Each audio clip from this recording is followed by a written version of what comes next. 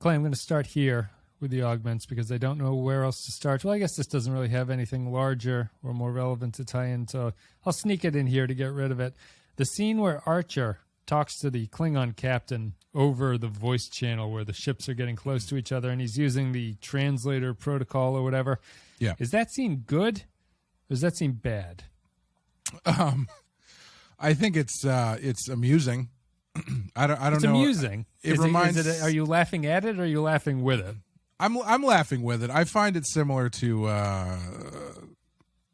Han Solo talking to the Death Star boss over the communicator when they're trying to save Leia. It's got that kind of energy to it. Not quite as explicitly funny, but like just the way that they're looking at each other as he's talking, it very much feels like they're like, I can't believe this is working.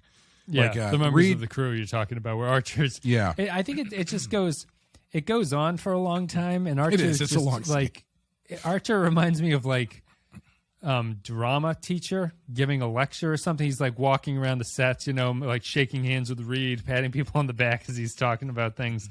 I think it's kind of pointless, and I don't know. Maybe I didn't think it was bad, but it maybe wasn't funny enough for me to be so long in the tooth with it, really. I might be picking on it. It struck me when I was watching the episode, it just struck me as like, this is a weird scene. This is a strange one that they're just going to sneak in here on us and have it go through. And the other, even the way Archer's delivering his lines, I don't think Bakula does a great job. He's, how dare you, sir, ask me where I belong? I am Klingon, and I belong wherever I need to be. And the other Klingon's just like, oh, sorry, didn't mean to throw any shade at you. Really making sure, overdoing it a bit, talking about how by the ridges on my Klingon head, which I have. I like that. The final thing too, it does not translate Qapla'. Qapla' it just comes through no matter what. Yeah, that was the part that I liked when he says Qapla', and then he kind of like looks at Reed, and Reed kind of is like, Hoshi, get on that. Tell me what that one's about. We're going to be talking about the Augments today. It is the 6th episode of the 4th season of Star Trek Enterprise. It came out on November 12th, 2004. 3 out of 3 in the Soong Augments arc. We're at the end of this trilogy. It is 3 out of 9 in the overall Augments arc. Written by Michael Sussman, directed by LeVar Burton. First time directing Brent Spiner from LeVar Burton in a very long time. In-universe date, May 27th, 2154. Archer says the dates in this episode. In this one, called the Augments, Dr. Soong's Augments acquire additional Augment embryos, as well as biological weapons from Cold Station 12. A desperate plan is devised to use the biological weapons to foment a war between the Klingons and Earth in an attempt to flee Earth's control forever. Clay, to let me know how I think about this episode, who's the main character of this trilogy, of the trilogy, I think. This episode and the trilogy. I think they're the same, but let me know if you think they're different. The main character of the trilogy and episode? Yeah. Who's the central character of this trilogy? I guess it would be Soong. Okay. I would agree it's Soong. Yeah. And after we came off a very strong episode in Cold Station 12, where I was like, wow, they really gave Soong some pathos, and I really feel for this guy. I really got the sense that, and I hope the rest of the trilogies as we're moving through this season of Enterprise aren't like this, I really got the sense that this script is a trilogy that's written by 3 different people who had different ideas as to what was going on in each episode of the trilogy. Okay. Yeah. I thought that Soong in this one is schizophrenic in a bad way, in a character way. I think that his actions and his desires are contradictory towards what he's been talking about.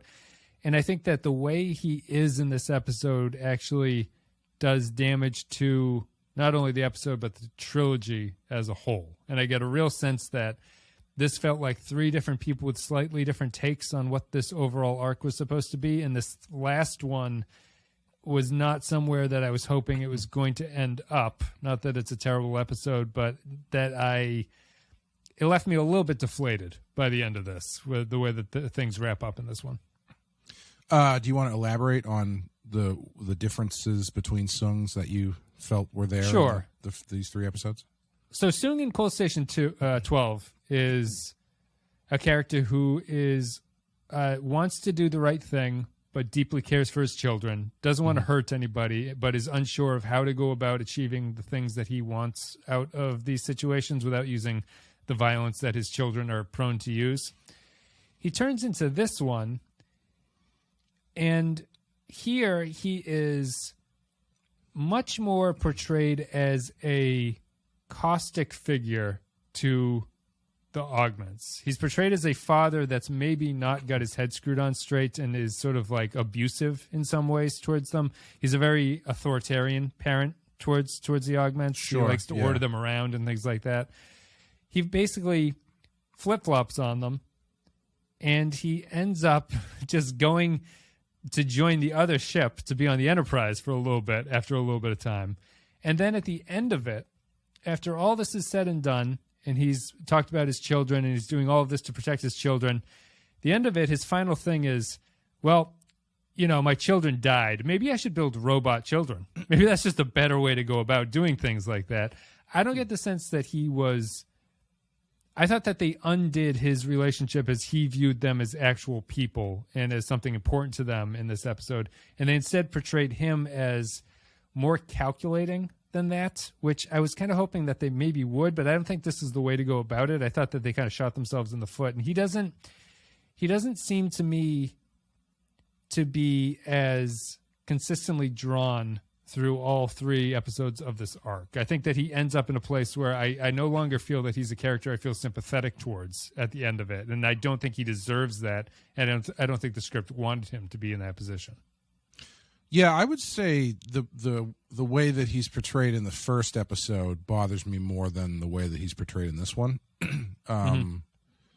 This one, I think where things get a little bit choppy is you need to have this power struggle between him and Malik, and so in order to facilitate that, they have to make it seem like there is a power struggle and that Soong is in control in some sense. And maybe that doesn't quite line up with the way he played him in the last one, but I don't know if it's that far off. His goal of just trying to find a planet, like I don't think there's too much. I don't think it's too far off from the way they played him in the last episode with having him be just looking for a planet where they can just exist versus Malik, who wants to actively commit genocide in order to ensure that a galactic war breaks out to cover their tracks. I do think the final scene undercuts his character a bit for the sake of a connection. Yeah, for the sake of handing the baby off to Bail Organa sequence at the end of Revenge of the Sith. Yeah, that's not a thread that needed to be tied up, and I was actually kind of disappointed they didn't go all the way with it and have him be like, maybe I'll try artificial life because the technology's there. It's just we need all the data. Look into the camera when he says it. Yeah. But yeah, I think hated that scene. I hated the ending sequence. I hated that. I hated everything about that. Yeah, I think that undercuts him a bit because everything else he was doing was. Like I think the biggest problem is that when it comes to the climax of this story, having him on the Enterprise does you no good, because ultimately what he's been trying to do is preserve these embryos, and he basically just ensures that they're going to die. They try to he makes like a a passing gesture at trying to save them, but he's like, what about the embryos? And they're like, it's not looking good. And he's like, well, oh well. Yeah.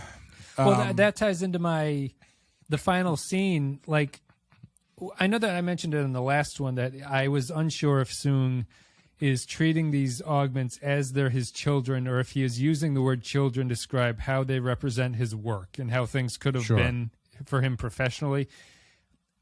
I get the sense that the show isn't aware of that split and how Soong could be portraying them, because every scene where he's on the Enterprise, he's like, Malik, no, live, damn it, like we can't kill them all. And it's like, okay, so I think that they're trying to write him as he cares for them as people, even though he's trying to stop them from what they're ultimately trying to do. But at the very end, he is completely callous about the fact that they're dead. He's just like, well, what are you going to do? I guess I'll build some robot kids, because those things will probably last a little bit longer than these meat sacks over here that got blown up. And I think you can't program children to do what you want, so you may as well build ones you can. And I think that at the end, if they had more cleverly or more forcefully shown the difference, which is that Soong is actually callous and only cares about them because they represent his life's work. And so when it dies, Archer's a little bit disappointed in him, actually, because he doesn't treat them like people. He treats them more like they were just something.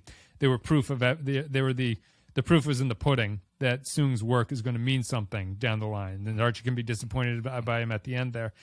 I really didn't like the end, because they're doing that to tie in a very strange way, right? Because if you're a fan of the series, you know what the relationship is here with Soong in the next series, the TNG series, right? If you're not a fan, everything he does and says at the end, you're like, what the fuck is he talking about? Like, why is he going to be a real robot children? So I thought it was just unnecessary.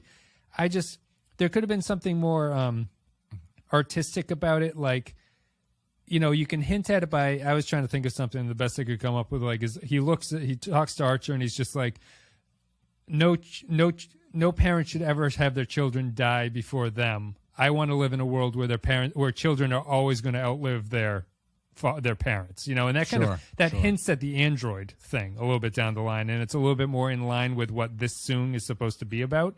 Yeah. But I just don't think that the show really understood what he is. Like, do you think he treats the augments as children, or do you think that he only selfishly cares about their existence as exemplary of him and his ideas? That's a good question.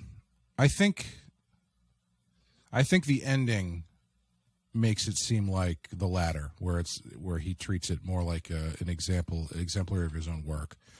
And I do think that undercuts anything else that they've tried to do with him, which is a shame, because what they had done in the previous episode was really nice, and they kind of have a couple conversations in this episode that they try to broach some interesting topics, but they don't really do much with it.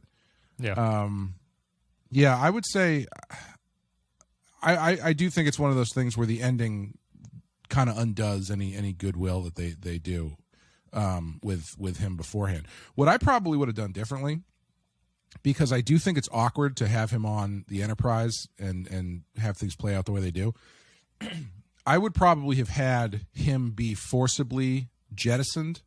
Like, say, Malik is going to kill him or something, and like they do the old mutiny there, and then the girl convinces him not to kill him because it's your father, or blah blah blah or whatever, and so they forcibly jettison him out, and then the Enterprise picks him up, and so in the climax there, you've got him trying to get back onto the bird of prey in order to save whatever he can, instead of just like looking at it through the view screen being like, ugh, maybe we shouldn't have shot him so hard.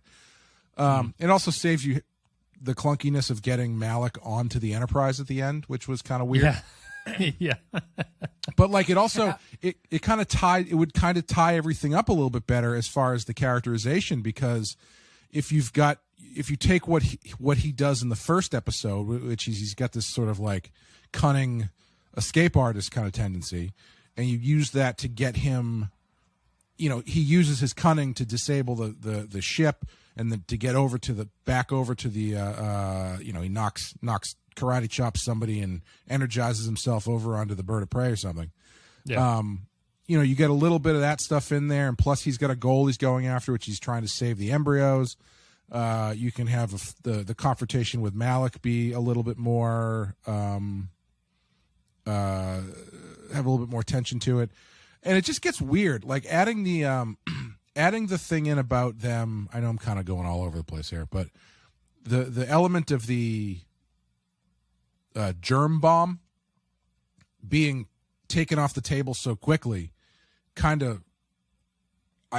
It kind of leaves a vacuum of things to happen, I guess. Like the tension is kind of gone. So then you mean when they shoot it? When they shoot the they photon torpedo it, and then they mess up the bird of prey, and then it's like, well, something else needs to happen, so they have to kind of figure out. Well, let's just have Malik show up in the Enterprise. We know how he got there. Yeah. I was surprised they managed to shoot the bomb out of the sky. That seems like the thing that misses, and then they have to come up with something. Sure, I know what you mean. It's like it's a quick solution that leaves them with a couple minutes of screen time that they have to fill somehow. Yeah, I think what they were trying to do is I think they were going for a Wrath of Khan callback, especially in that shot of the bridge damaged. Yeah, where he's crawling out and he's got all the shit over him, and but the twist is, he gets onto the Enterprise, whereas Khan couldn't get onto the Enterprise. But I understand. I understand what the reference they're going for, but I don't think it really works thematically. Yeah. Whereas if you've got if the point of these episodes is about these augments and should they be able to live, and you've got Soong and you've got Malik, and they've got two very different, diverging opinions about what that means. It feels like that should be the core of your climax, is these two characters fighting over the future of these people, or something. But yeah, it doesn't really play out that way. And I think removing Soong, because last episode, if I remember correctly, we both thought he was going to die. We thought he was going to go down with the ship trying to save them or something. And honestly, when they got to the end, I thought Malik was going to break his neck and then get shot by Archer, and they would both die in that moment. Yeah. But playing it out the way they do, they really kind of neuter him from the story a bit by having him on the Enterprise and just sort of like hanging around while they fix stuff. Yeah. Not giving a great performance either from Spiner. I don't think Spiner can do anguish well. It's not an emotion that he seems to play authentically. I don't think it always seems like he's acting when he's doing it. So it's doubly bad that he's stuck in a weird situation and having to play a role that I don't think is suited for him as an actor. So it's funny that you mentioned the Khan thing. I think they are going for a Khan relationship or a Khan sort of callback or something like that, because as we mentioned in the previous episode, the way that Malik talks to Archer is very reminiscent of how Khan would talk to Kirk about things. But the problem is that those two don't have a relationship, where in Wrath of Khan, the whole reason that Khan becomes unable to use his superior intellect and his superior strength is because he's obsessed with Kirk, right? So Kirk is like clouding his ability to do anything else other than try to find him. And I thought that here, the problem to me is that towards the end, when Malik beams on the Enterprise and he grabs Soong by the neck, and I'm like, oh, he's definitely going to kill him, and that's going to be like the ending to this, where they both die because Archer shoots Malik after Malik kills Soong.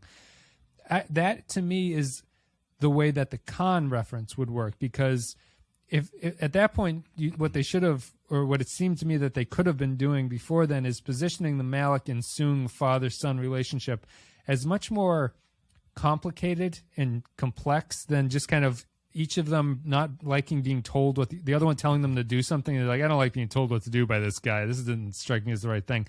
If there was more of a relationship there, which would call back to Khan being clouded by his vengeance and wrath for Kirk, like if there was that in the father-son relationship with these two at the end, it'd be like, okay, I understand why Malik is not doing the right smart thing of just walking away from this and living off on his own, because he has to get back at his father, and that's the very end of it. But I don't think that for the episode that I thought was positioned as the episode where we're going to get all of the dirt between Malik and Soong, they're going to have a lot of conversations. I don't think they ever portray those characters as any kind of interesting back and forth between the two. They just really don't like talking to each other or telling each other what to do. There's nothing deeper than, I think I'm in charge, you think you're in charge, let's hash it out. Like there's no subtext or anything, which I think is kind of a missed opportunity. I can't believe that Malik killing Augie, the weakest augment, didn't show up as a Udar in the second episode. Yeah. He should have been named Augie. That would have been great. Smike and Augie. Augie, the weakest augment. But like, I can't believe that didn't come up again. Like it's such a point. Made that like, character totally pointless. Totally pointless for Udar. It came up like it. The only thing that sparked that kind of argument or disagreement between the two was when he said that he killed Archer. And who gives a shit if he kills Archer? Right. From their point of view. Soong shouldn't really like. I mean, it should be a. It should be like a discussion they have, but it shouldn't be like a falling out moment probably. And which they kind of treated in this episode. He's like, oh, I'm really disappointed, but don't kill anybody else. All right, now let's get the hell out of here. And that was my favorite part of that scene. Is he doesn't say nobody dies. He says nobody dies without telling me first. It's like, okay. I see how this works. Or nobody dies without my express permission or something like that. Yeah. And I couldn't believe it didn't come up again. Because I was almost certain that was going to be the turning point of their relationship, was going to be that he killed Augie there. Soon gives like a Where's Wallace from The Wire reading. It's like, exactly. Where the fuck is Udar, Malik? It doesn't happen. Malik walks him down into where his car is parked in the projects, and opens up the trunk, and we get the Jackie Brown shot where he's like, there he is inside the trunk. Yeah, they don't do that. But you know what, like, do you know what I mean? Where I thought this one, if they weren't going to kill Soong early, which I thought could have been an opportunity, or it could have been a possibility, I thought, if they're keeping him alive, this has to be a battle of, because the conflict here is between Malik and Soong, really. Archer is just chasing them. Like it's his show, so he has to be there, but he's really just chasing that ship, and he doesn't have anything to add to any of this. So Malik and Soong need to talk to each other, and I'd be fine with it not happening if Soong's character arc was better and more consistent, because at that point I can be like, all right, the augments can just be cardboard. Like they can just be this thing that Soong is obsessed with. And as long as the story is focusing entirely on how Soong's development is over the course of these 3 episodes, and how he develops as a character, and sort of we learn a lot about him and what his goals and what his drive are, and why he's choosing to protect them, what he really thinks about these things, whether or not his science is more important than the kids and stuff like that, that would have been fine. But they don't play it that way, so it makes the augments seem even more pathetic by the end of it, that they don't really have a good point of view or reason to do anything at all. And it comes, like, one fact I noticed is that apparently in the British cut of this, because the British television system is run by like 16th century Puritans, they cut out the Persis death scene entirely. So the girl dying in this episode is removed from the British airing. So the last you see of her is she lets Soong go, right? That's okay. Which is weird. Strange, but if you think about it, killing her actually doesn't really accomplish anything for Malik. There is no change that once he kills her, you're like, oh, now he's unfeathered control of the ship or anything. So in the British version, you might be like, I wonder what happened to her, but you're not confused by her lack of a presence. You might be confused, but you won't be like, what the hell's going on with the story? Where did she go? And I think that really sums up the problem of the augments, which is that they don't have a conflict within themselves at all. It's just they're killing each other for whatever reason. You know, it's not good enough. Yeah, they try to position the augments, and especially Malik, as being maybe they wouldn't say this if you asked them point blank, but I feel like they are trying to make the augments, and specifically Malik, worthy of Khan. Yeah. And the problem is they don't do anything. Like, Malik doesn't really have like an ethos so much, and he doesn't take that much action to do anything, because you've got this Soong character who's kind of like, you can't be a leader when there's another leader around. You know what I mean? So Soong being the main character of everything is kind of taking a lot of the screen time, a lot of the steam as the leader of the Augments, which makes them kind of fall by the wayside. So all you're left with is these just like empty scenes of plotting and stuff, and talking about survival of the fittest or whatever. And it just doesn't, it doesn't lend itself to anything. Like, I don't care about Malik or any of them by the end of this. And arguably for this story to really work, you should care. You should be interested in the point of view of the Augments, but there really isn't one. No, the only thing is that superior, what do they say? Superior genetics breeds superior ambition. Superior ability breeds superior ambition. Yeah. Which I think Khan says. I think that's something that Khan says. Yeah, I liked that line. Because but all that they've got going for, like, so that is what's driving Malik. Like, that's his point of view, that's his ethos or whatever.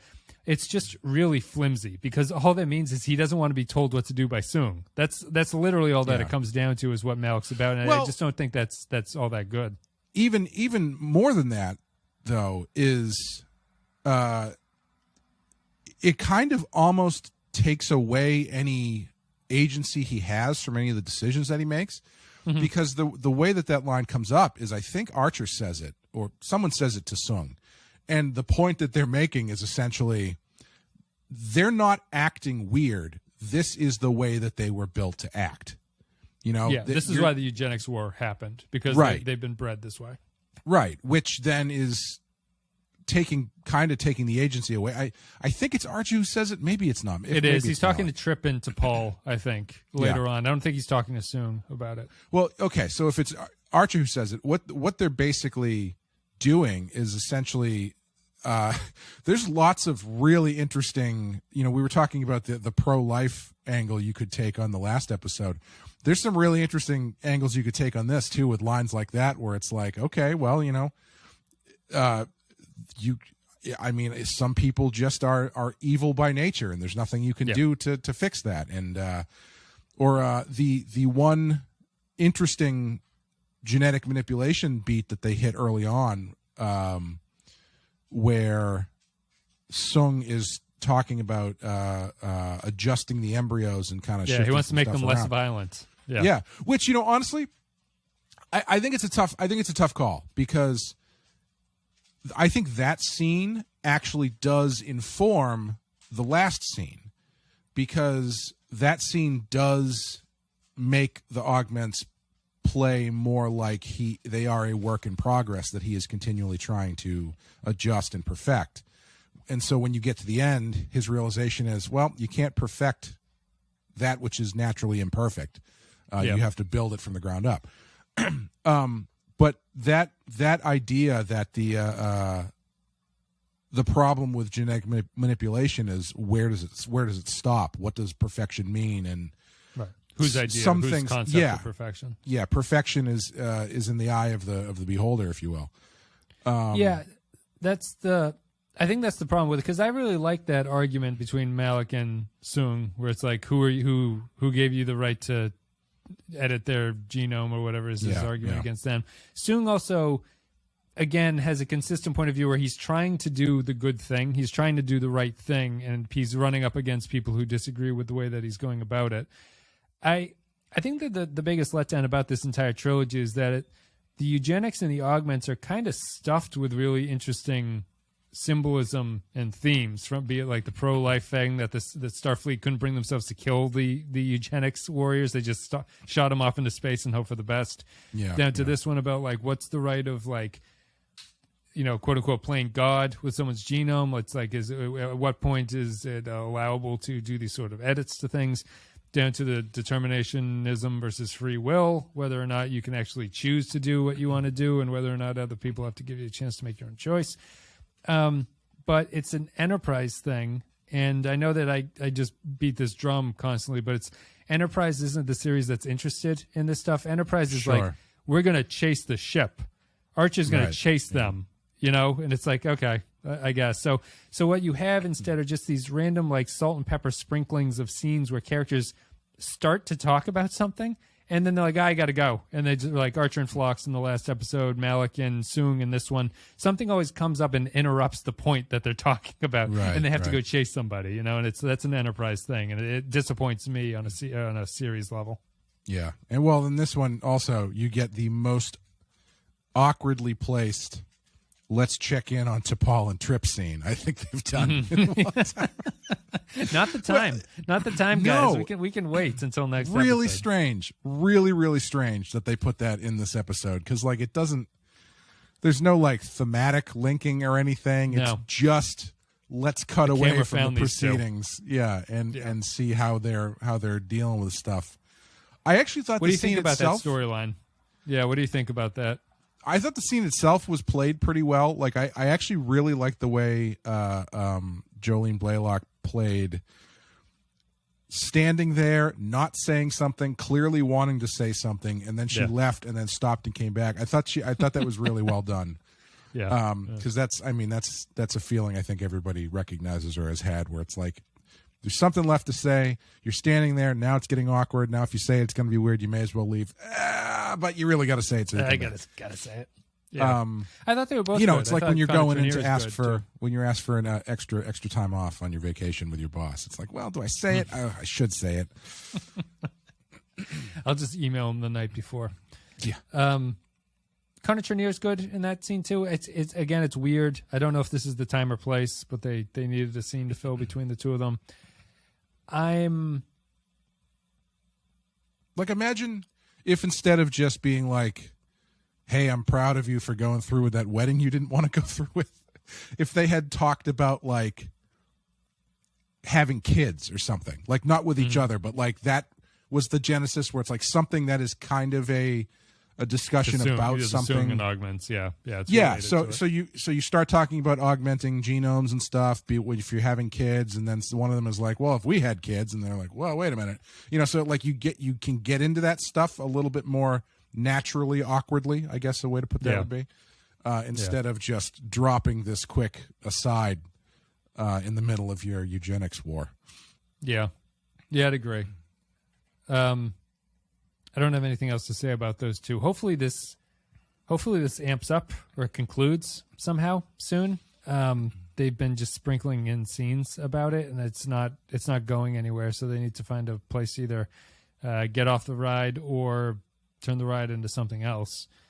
I don't have anything else to say about the Augments either. And the Enterprise, Archer chasing them is all well and good, you know, like they shoot down the Klingon thing where they're friends with the Klingons now at that point. I guess I'm kind of tapped out on this episode, but I think maybe in the context of the overall trilogy, I think the second part was definitely the best part. And I think that this third part fell a little bit more into just, I remember in the second one, in the Cold Station 12, I was saying that it felt like an episode of the Enterprise that the show had never done before. It was kind of a writing and a scene construction that was like, this feels really alien to this series. This one was the exact opposite, where it is the ship chasing something. A character kind of changes heart halfway through. There's going to be a little bit of shootout at the end, and then there's the kind of the resolution. It felt much more traditional to what this series does, and it's not a traditional thing that I'm interested in it whenever it attempts to do it. So it was not the ending that I was hoping for, but I wasn't really sure where else they could go with it. Yeah. I would say, I wish they had just changed the layout of the ending a bit more and had it end with the focus on what the story was. But, you know, I was just thinking about it now, and I don't really know if the Soong that we get is that different, because you can argue that his motivation has always really been about preservation of his work more than it has been about preservation of these people as humans. Like, yeah, he calls them, like you're saying, he calls them as kids. But even in the last episode, he's saving them. All his entire, these 3 episodes, his entire appearance in the show is launched off of him going, I have all this work, but they just keep throwing it out. So I wish for once that my work could be preserved. Too. Yeah, it ends that way too. Yeah.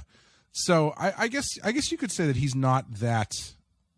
I think But does the show hit that hard enough to make that a point of contention? Like I agree. I don't think so. There, probably and not. I think he has both motivations going for him. But I think in a series that understood what its point was, I feel that the final scene is Archer talking about that with him, but Archer isn't talking about that with him.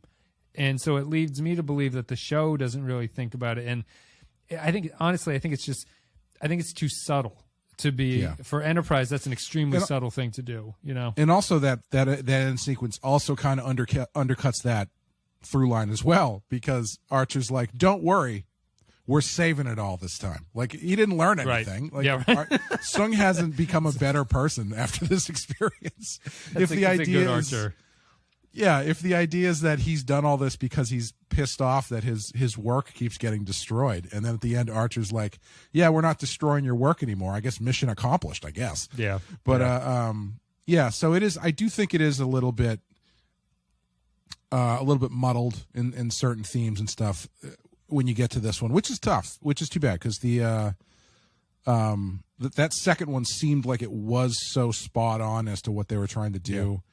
And as far as I feel like this is still, while it's not the ending that you probably wanted, I do think it is still a pretty good ending episode for Enterprise. Like, I think the stuff they end up doing is very much of Enterprise as a show.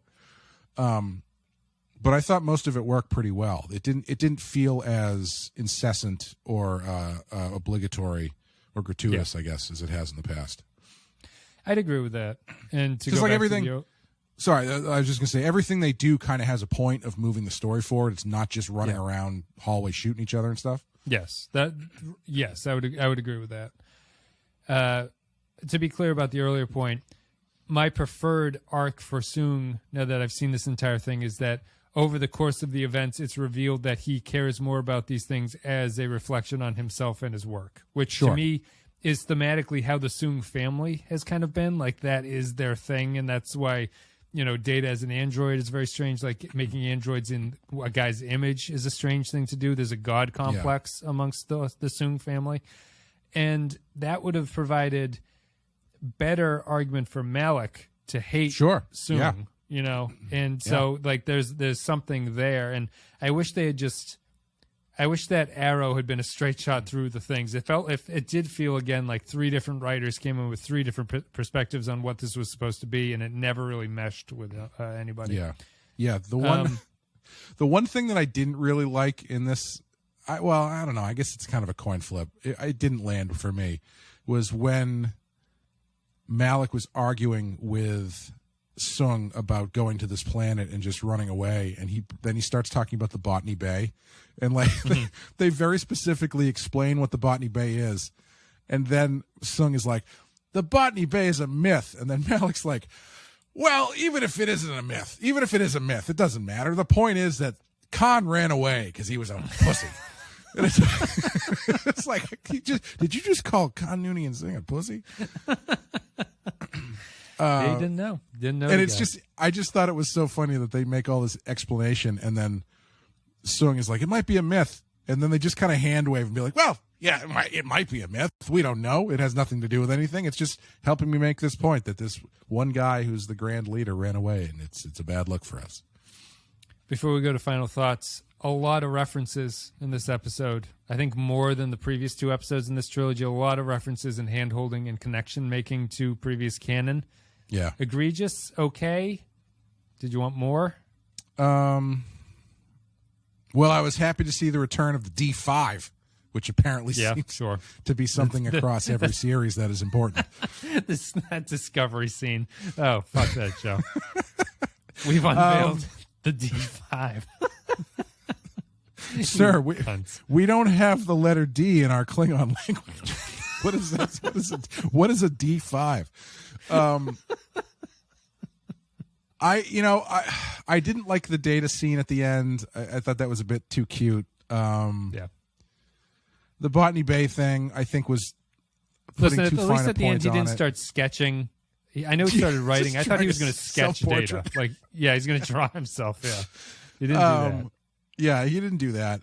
They stopped just short. I was almost certain that they were going to work the word data into that final speech. Or lore, of his. lore, something like that. You could work all of it. Botany Bay, as you said, was egregious. You thought, or like it was they're calling it out. I felt this episode was, let's make sure everyone knows what we've been talking about for the past 3 hours. So let's explicitly say what these connections are. I didn't think it served anything for the reason I said before. If you're a fan, you understand it. If you're not a fan, you're like, who cares about this stuff? This is irrelevant details. Yeah, I liked the visual callback of after the ship gets damaged to the busted up bridge and having him climb over the seat and stuff. I thought that was fun. Like that's like deep cut stuff that, if you know, you know, but it doesn't really affect anything. Some of the other stuff did feel a little bit too hand-holdy for me.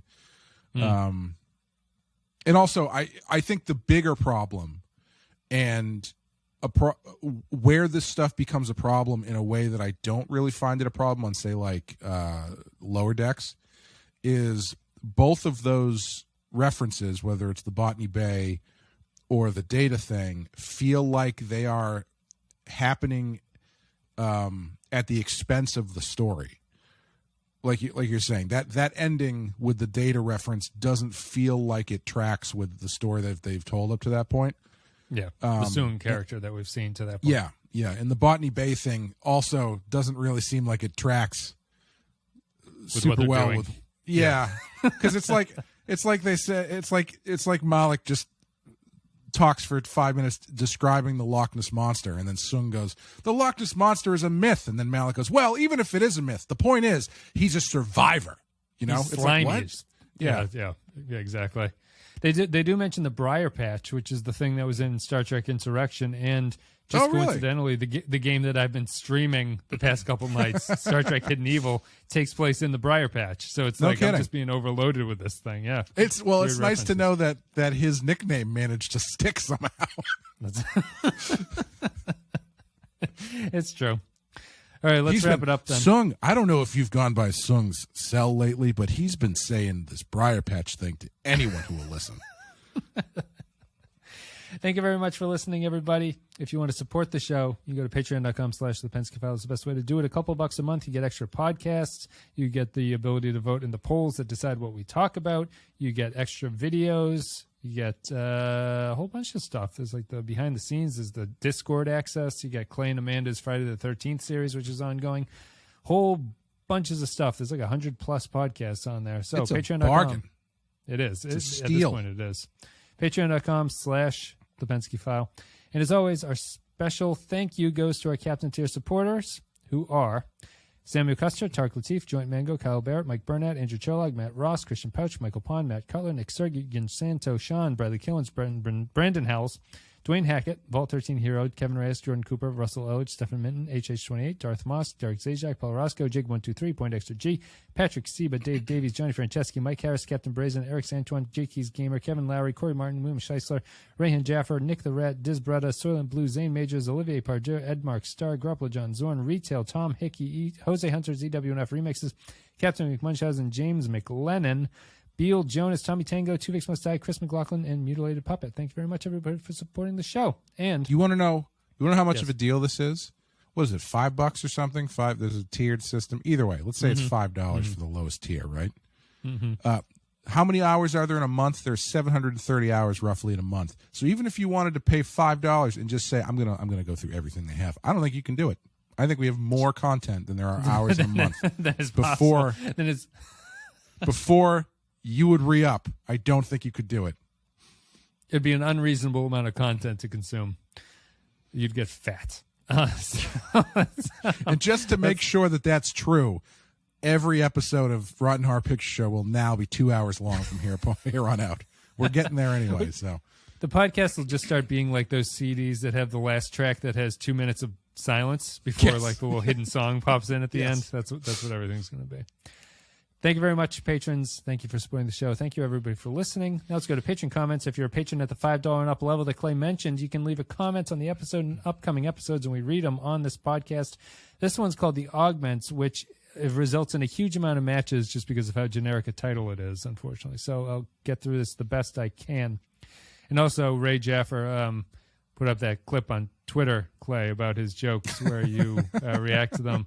It also made me realize that I read these very quickly, mostly because I'm trying to get out in under an hour. But I'll try to slow it down a little bit. Well, he shouldn't have put that up because now I'm just going to no-sell every crazy thing that he writes. And just nod along, be like, yes, good point. A good point about Archer and his French dog. Kyle Barrett says, the Augments. Whatever accent Alec Newman thinks he's doing is really starting to annoy me now. After 2 strong episodes, the arc begins to fall apart and proves that it probably should have been a 2-parter. While I like the character motivations and dynamics, the chase drags on for too long. The writers throw several unnecessary obstacles in the way to fill out the runtime. Also has big lower decks energy and becomes the reference fest it was previously holding at bay. Thematically, as part of a season all about humanity's growth towards the superior people we see in TOS and beyond, this works as an initial grounding arc, but the episode sadly sees the destruction of the Augments purely as an action climax, fails to really comment on what it means and what it represents. 2.5 stumbles at the final hurdle out of 5. I do have to say, as far as like artificially throwing obstacles in the way, that sequence where they have to use the grappling hook to tear the nacelle off. I don't know what the hell was going on there. Really strange. I actually rewound it and watched it again because I didn't realize I had looked down for a minute and I didn't realize it was a different bird of prey. I should have because I think it was the D5 and everybody knows what that looks like. Of course. Yeah. And so I'm like, they're using the grappling hook to, I mean, that's kind of interesting to pull the wing off of this thing. And then I went back and watched it again and I was like, oh, this is a second ship that never shows up again, but they have to stop in the middle of their chase in order to grappling hook the side of the ship off because they can't shoot it because like their shields will go up or something. I forget what it is, but it was just a really I think random their aside. front weapons are disabled or something. Yeah, I the thing that stuck out to me was T'Pol's like the shear forces are increasing, and I was like, how is there shear in space? Am I misunderstanding what shear is? I thought shear was like if you're going against wind and it's tearing the wing of a plane off or something, you know? Oh, sure. Maybe there's shear in space. Maybe there's a space Star version Trek of it equivalent. You know, they just adjust all the Earth terms that they would use in the Navy to space. Right. Yeah. Leagues. It's light years instead of leagues and stuff. This is only tangential to what you were talking about, but like the Soong having to switch spaces from the Klingon ship to the Enterprise, I thought was extremely clunky. Where they jettison him in the pod, and then you see 3 seconds of him like piloting the pod or whatever, and then it starts shaking, and it's the Enterprise that's docking with it, but it just cuts immediately to him talking to Archer. It's just like, all right, we got this guy, get him the fuck back on the ship, and we'll take care of this and stuff like that. Just very quick. I don't know if you needed to get him off the ship at all. I think regardless of whether or not you remove him from the ship, I think he should have been on that ship at the end. Sure. Point Extra G says, the first mini arc shows that this idea has promise. Using arc Soong is pretty much just stunt casting, but Brent Spiner is great, and it's a good story overall. Diving a bit deeper into the eugenics wars fallout is an interesting idea, especially for a prequel series. But wait, he's not dead. Moloch's surprise. That and I guess I'll build androids wink wink are both a bit lame. He's going to build androids. Thomas Darnell says, it sort of works, I guess. I've never liked the assertion that superior ability breeds superior ambition when we clearly see the opposite play out in real life. I do like that point. Even Lore rarely has any ambition beyond vengeance and doing whatever he pleases. Artificial intelligence, yes, let me take on a new field. 3 out of 5. It's true. Some of the most smartest people I know are the laziest fucking people I know. Let's see. That's why I pride myself on my laziness, because I know that one-to-one exists, and I feel like the lazier I am, just by math, the smarter I will become. Yeah. That's why I pride myself on my stupidity. It just means I'm hardworking. A latte librarian says, they killed off the only female-speaking augment while she was in her pajamas. She was in less than her pajamas, I think. Persis deserved better.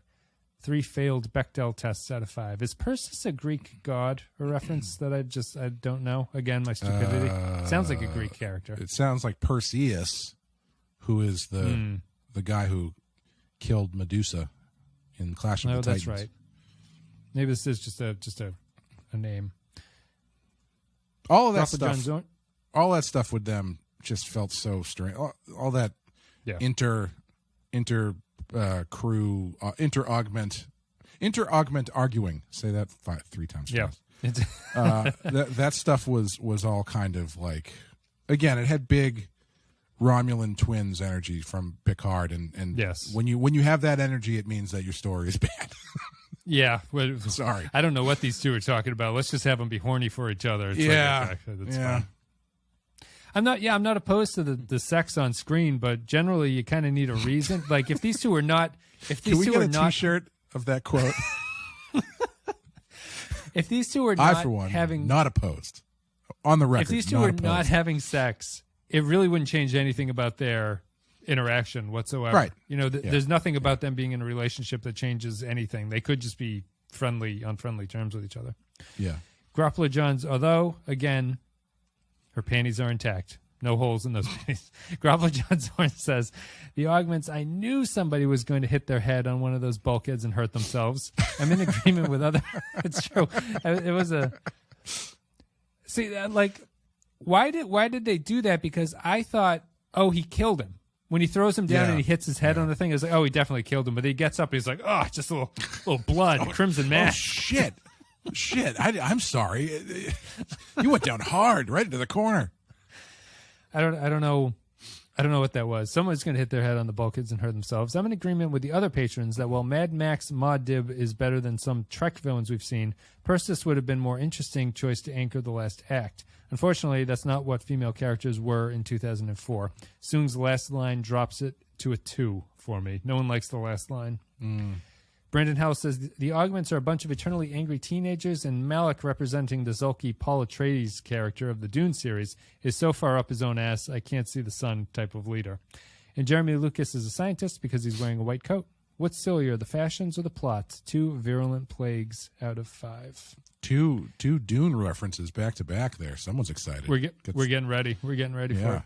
Nick the Rat says, watching Archer get shat out of that tube and almost freezing to death was satisfying. Soong was way too wishy-washy about what he wants, but Spiner's great at playing a smug asshole. I wonder why. The Augments die way too easily for being some kind of super smart, super powerful beings, and the Lady Augment's dying O-face is seared into my mind. I think because her nostrils are also making O-faces. I think I saw Mayweather during the episode as well. I give this 2 smikes out of 5. Do you think this was the first time LeVar Burton and Brett Spiner had seen each other in like 15 years or something? Or no, they're years? good. They're good friends. They YouTube videos with each other. Yeah, they're good. I was buddies. wondering if that was one of those things where it was like, Brent, how you doing? And he's like, I'm sorry. Lamont? Is it Lamont? Lamar, right? No, they're good. They're good buddies. That's fun. That's good to know. Yeah, it is nice that they were. Burton had been directing a few of these Enterprise episodes, obviously getting prepared for his eventual losing the Jeopardy hosting gig, I suppose. But they did an entire web series together. Interestingly, which was kind of like a Curb Your Enthusiasm, shitty version of Curb Your Enthusiasm, where Spiner was playing the Larry David role. It was okay. Rayo says, the Augments, despite the episode thesis that superior ability breeds superior ambition, the Augments display remarkably low ambition. Malik can't even fathom setting up a base of operations or having an army of Augments to command. He'd rather gas a Klingon colony like a coward and cause the destruction of Earth at the hands of the Klingons to run away from his problems. Malik and the Augments don't even seem to have a philosophy or ethos. They're just cavemen, and Malik merely opposes decisions made by Soong, seemingly because Malik didn't get to make them. Malik's big speech about how Soong used to do anything it takes rings hollow too, since it's evident that Soong is about doing anything it takes to make a better humanity, of which the destruction of Earth obviously runs counter. That Soong and Malik are unable to have an intelligent debate ruins the potential of the episode. 2.5 out of 5. I think we said a lot of that. It's the Elswearingen quote, "Don't say back to me what I just fucking said with different fucking words." That's it. All the rest of them are just generic augments. So thank you guys. Thank you, patrons, for leaving your comments on the episode. People seemed a little low on this one. I think the patrons averaged out to a 2, probably. Oh. What are you going to give this one on a scale of 1 to 5? I'm going to give it a 3. I think it's fine. I think it does the job pretty well. All things considered, solid wrap up. But I think it suffers from a lot of the problems the show suffers from still. But I think it works better for me than it has in the past. Yeah. I think maybe just to balance this out, I'll probably give it a 2. Just I don't think it's like a strong 2. I don't think it's bad. If a lot of the patrons give it a 2.5, and that feels right to me. It's somewhere around there. I think that what it undoes for what I liked about Soong in the first 2 episodes is kind of unforgivable to me, and I think it needs to be a little bit punished in the scoring. I do think that what you were saying about it's a most effective version of what Enterprise does when it does these chase things. It is pretty good at that. I think that it works in that way. But I think that just Persis not having a point, Malik not really having anything to do, and then just the undoing of Soong in that final Soong scene is just like, okay, guys, you almost made it to the finish line. I'll knock it down to a 2 for me, just to bring the average down between the two of us, I think. But what'd you think of the trilogy as a whole? This is our first of these mini arc things that we're going to have more of. There's another 3. The next 3 are the Vulcan arc coming up. I liked it. I thought it was good. It's a nice change of style. I do think I am wary of what you were talking about, though, where if you've got 3 different people writing 3 different interpretations of one story, it has the potential to get a little bit dicey. But as far as a first attempt goes, yeah, I thought it was pretty solid. I do wonder, though, is this the story ultimately that you could have done in one episode? Because it kind of feels like it is.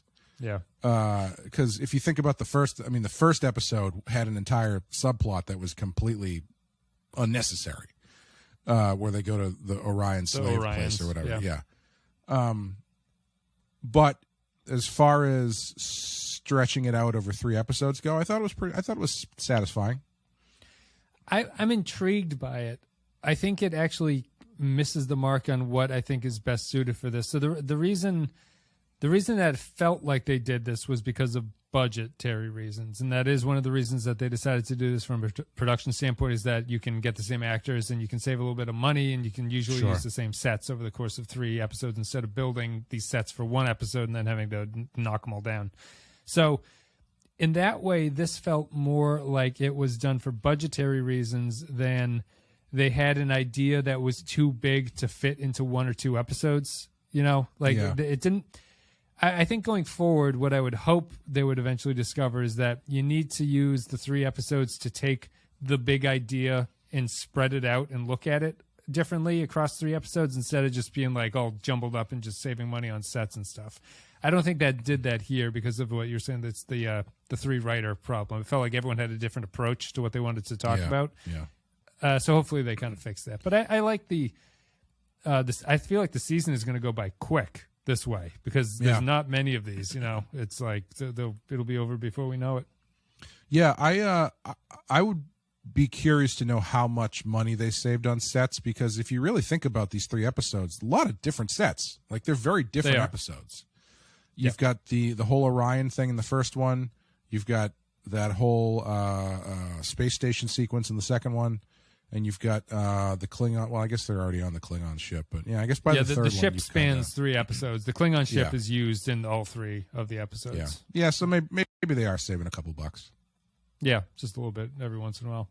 It's probably like acting stuff too. Like if the actors are there for more time, it's cheaper. They don't have to keep coming back and stuff like that. You can probably book them for a smaller period of time and pay them less.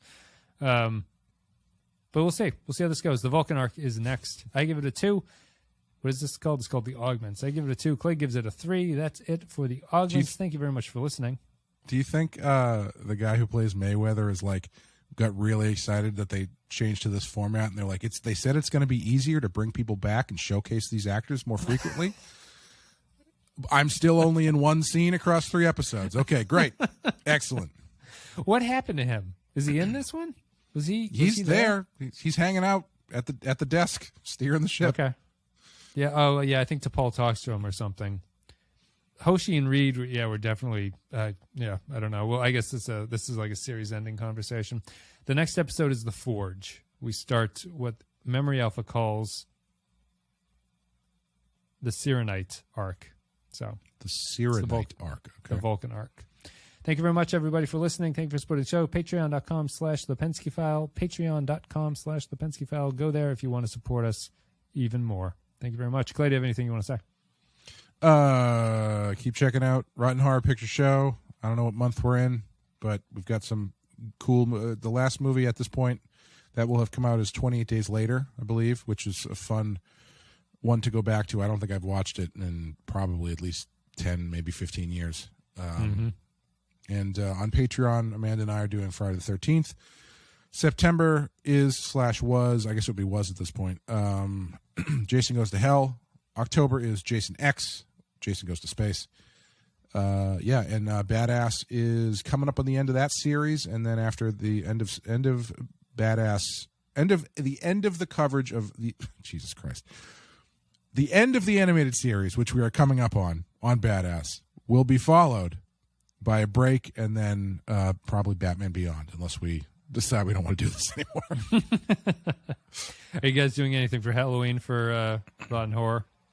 You know, I don't know. I haven't really thought about it yet. Last year we did horror-themed Patreon specials. We could probably do that again. Yeah, maybe we should do something like that. I guess we should probably figure it out before this episode comes out, because it will be into October at that point. This one might be out in November, for all I know, because of how slow the Enterprise episodes come out. Well, Lower Decks is going to be ending soon anyway, so we'll see. We can do that again, because I think last year we did sci-fi horror movies, because we did that the elevator down the shaft movie. That's right, yeah. So, okay, we'll try that out, or we'll do something similar. We'll let you know. Thanks, everybody, for listening. We'll see you later.